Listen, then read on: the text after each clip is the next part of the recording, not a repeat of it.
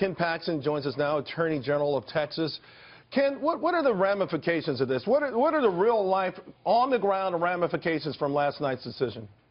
Well, first, let me just say we're grateful for the President for doing this, because we've been concerned about this issue for years in Texas, about the lack of vetting and having refugees from terrorist countries come into our state and not having an idea of who they are or what their background is. So the ramifications, I actually think the court got it wrong. I think the President has clear statutory authority to do this, and I think in the end we're going to see that that's accurate, and I'm hopeful that we'll get this reinstated and we'll be able to protect our citizens. The next one for you, Ken, the Department of Homeland Security projecting now that that border wall is going to cost $21 billion, take over 3 years to finish. Does that sound right to you? And are there other obstacles, you know, people complaining about land rights and things like that, that could slow the project? Look, there's lots of ways to do this. It may not be all wall. It could be technology. It could be more border agents. But the reality is, I've seen studies showing that the cost of illegal immigration costs the state of Texas around $12 billion a year. So one-time cost, whatever it is, 15, 20 billion. Look, we need to do it efficiently, but that one-time cost will reduce costs for border states and for the United States forever. Ken, I want to ask you about some controversy in your state over forfeitures, civil forfeitures. The police departments say it's a great tool. Also, it helps to fund several police departments.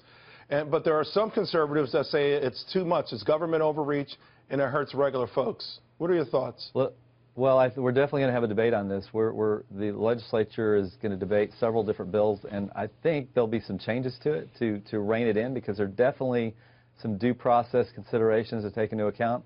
There's also some issues with law enforcement to take into account. So we'll see what happens, but I'm pretty sure you're going to see legislation come out of this state in the next few months that will rein in to some degree asset forfeiture.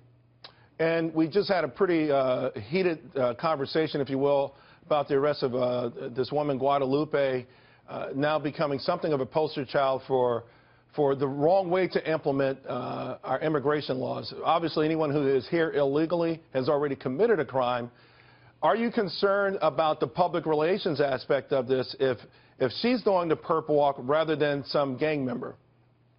You know, I always have concern about public relations issues, but the reality is, you know, we're not going to do this perfectly, but we need to continue to improve our processes and make sure that we're enforcing our immigration laws the way they were meant to be enforced by Congress. So, look, there are going to be mistakes made as we go along. We just need to make sure that when we make mistakes, we correct them. And I got real quick on the sanctuary cities, starving them from the executive level. The governor there taking a hard stand. Will you continue to do that as well? Yeah, I think you're going to see the legislature pass what the governor has requested as an emergency. As a matter of fact, the state Senate this week did pass the sanctuary cities bill. Now it's over to the House. I feel very certain we're going to get that legislation passed, and you're going to see any city, any municipality that decides that they want to be a sanctuary city, they're going to lose state funding. Yeah, no more rogue justices or sheriffs out there. Attorney General Paxton, thank you very much. Really appreciate it. Thank you. Have a great day. You too. Hey, Dave.